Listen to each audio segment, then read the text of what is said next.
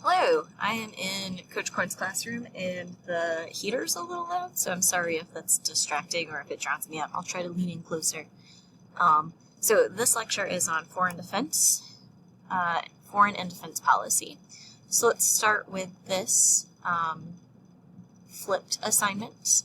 All I want you to do is match each of these descriptions to the agency or policy that it goes with. So feel free to pause here. And this is your first flipped assignment. So moving on, there are three tools of foreign and defense and military policy. There's the economic branch of it, there's the military branch, and then there's the diplomatic branch. Key players in foreign policy obviously include international organizations like the UN, which was created in 1945 at the end of World War II to replace the League of Nations. It's an organization whose members agree to renounce war and respect certain human and economic freedoms. And as you can see from this map, most countries, with the exception of like 2 or 3, belong to the United Nations. Then there are regional organizations. There's NATO, the North Atlantic Treaty Organization, which is a military and political organization in which member countries work together and share common values. And according to Article 5 of their agreement, they have to help one another out in the event of military action against any of the core countries. And it's mostly Western Europe, Canada, and the US. They're part of NATO. Also Turkey is part of NATO. Most recently, NATO has been involved in combating global terrorism. So it's not like they don't do anything. They were created for the Cold War, but they've been doing things since. Again, mostly in the area of terrorism. Then there's the European Union, which is an economic union, not a military one. It has 28 member states, I guess almost 27. It's going to be a 2-year process before Britain can Brexit, but we'll go down to 27. Hello. Okay. And they coordinate economic policies. They have a shared currency and have free trade between their countries. A lot of other things go into it. Then there's multinational corporations and NGOs, or non-governmental organizations. Multinational corporations make up about 1/5 of the global economy. And they have significant influence over taxes and trade regulations. Some of the biggest multinational corporations include BP, Coca-Cola, Airbus, Johnson & Johnson, and Starbucks. Then there are, again, non-government organizations. These unite people globally for common causes or goals. They include churches, labor unions, environmental groups, human rights groups. Greenpeace, Amnesty International are examples of those. So key players in our defense and military and foreign policy here in America are the President and the State Department. He acts as Chief Diplomat, Commander-in-Chief. He has the authority to negotiate treaties, executive agreements, which are like treaties, but with I don't know, they don't have to go through Congress. It's kind of like a treaty, if a treaty were like an executive order. And he gets to appoint ambassadors. And then the State Department works in conjunction with the President as the bureaucratic arm of foreign policy. It's headed by the Secretary of State, who, of course, the President gets to pick, and they run embassies all over the world. Then there's the National Security Establishment, which consists of our Department of Defense, the Joint Chiefs of Staff in the White House, the CIA, the NSC, the NSA is part of it as well. And then Congress also has a role, though it's smaller than the president's in this case, because they get to ratify treaties, they get to declare war, and they control monetary appropriation to policies. So here's a map of defense spending since 1960. As you can see, it's gone down, but it started to go back up under George W. Bush and has continued to go up since the War on Terror started, which makes sense.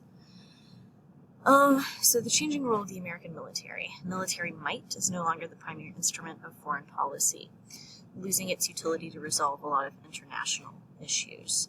More and more frequently, especially under the Obama administration, we're using economic sanctions instead of military prowess to enforce foreign policy.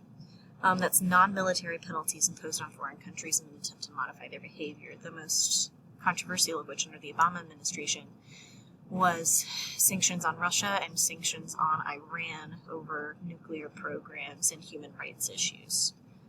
All right, I'm going to have to pause for a second because I hear students coming back, but I will finish this video in a few minutes. All right, resuming the lecture. Okay, I don't remember where we were. Let's see. Military might is not something that we use very much anymore, or at least we try to avoid it, especially after Vietnam. Like, the American people just aren't really into it. But it does mean that we have to look to other places to solve international issues or crises. And I think I was rambling a little bit about like the economic sanctions on Russia or the economic sanctions on Iran, which is basically just where we encourage our allies to decrease trade activity. And we do decrease trade activity with certain countries when they're doing something that we don't approve of. With Russia, it was human rights abuses. We're probably going to have to do some economic sanctions or something against Chechnya as of today. But anyway, they're non-military penalties imposed on foreign countries to modify their behavior. Generally, they're the first resort in a crisis because you don't want to like march in with troops or the nukes immediately. They can be effective, but critics argue that they only hurt the U.S. That only hurts the U.S. economy and businesses, and it provokes nationalistic backlashes against the U.S. because I guess wars don't. Another issue, I'm going to post a video about this, is nuclear proliferation. Only a few countries have no nuclear capabilities, but there is fear that other countries will go rogue and develop their own nuclear weapons, which is part of the Iranian nuclear crisis that I mentioned earlier. That they might use them against their neighbors or against the U.S. North Korea is, very famously trying to figure out how to make ICBMs right now to deliver nuclear bombs. So the U.S. tries to focus, in general, on discouraging the deployment and the development of nuclear weapons. So this is a map of the spread, or the proliferation of nuclear weapons, and there's a video that I'll post with this, too, that demonstrates it in kind of a time-lapse way. Then there's the international economy. Interdependency is this idea that countries are mutually dependent on one another, and that the actions of one nation reverberate and affect another nation's economic lifelines. We saw that because of globalization, we're seeing it more increasingly, but a very good example of this was like right after World War I, when Germany's economic crisis, caused by heavy fines from the First World War, caused economic decline in the U.S. and eventually a depression, and then our depression caused a global depression, and it just reverberates back and forth. International trade has a few different focuses. We talked about NAFTA and GATT and the CAFTA a little bit. Those are ways to lower tariffs and increase more free trade between countries, which sounds good, but sometimes disadvantages smaller countries. Kind of like how corporations can offer things at lower prices, but it disadvantages like small businesses. It's kind of the same idea. The tariff is a tax on imported goods to raise prices, therefore protecting businesses, in our case American businesses and workers. Donald Trump has talked a lot about tariffs, which goes kind of in the face of GATT and NAFTA and CAFTA. Congress approved the CAFTA deal in 2005, and that's been in place since then. I think I've already mentioned NAFTA. They've been in place since 1999. So ultimately what we tried to do is create a balance of trade. That's the ratio of what is paid for imports versus what is earned for exports. Right now, obviously, we're in a bit of a trade deficit, especially when it comes to China, but we are the world's second largest exporter after China, so that's the good news. But here's a chart of our trade deficit. And it's only continued to get bigger and bigger and bigger as of 2004. Other areas, energy. The United States obviously depends on a lot of imported oil. About 60% of our oil is imported, but it's not as much as like other countries have to import, like Japan. We actually do get quite a bit of oil from our own country.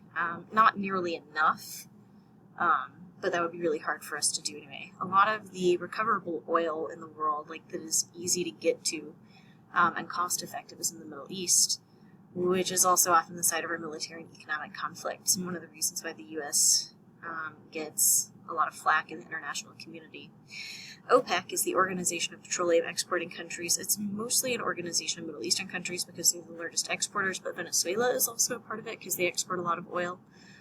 And they kind of set the price of production for other countries to follow. So ultimately they kind of control oil prices.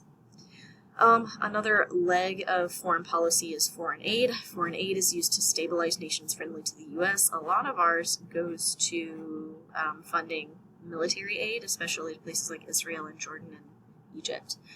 Foreign aid has never been very popular with Americans, though, and it's typically one of the first things to be cut by Congress because Americans don't, understand why we send so much aid overseas when there are so many problems here. But we've talked about those issues in class already, so we won't get too far into it. All right, so this is a flipped assignment. What I would like for you to do is look through this FRQ and plan it and assign points to each section. So how many points do you think Part A and Part B and Part C and Part D are worth? And then plan your FRQ. Let's see. As far as foreign policy and military policy go, we've gone over this already. It's the President, the Secretary of State, and the Secretary of Defense, or the State Department cumulatively, that do a lot of foreign and military policy, not necessarily Congress, so they do have to approve of a lot of it. Foreign policy is the diplomatic policy of a nation and its interactions with other nations.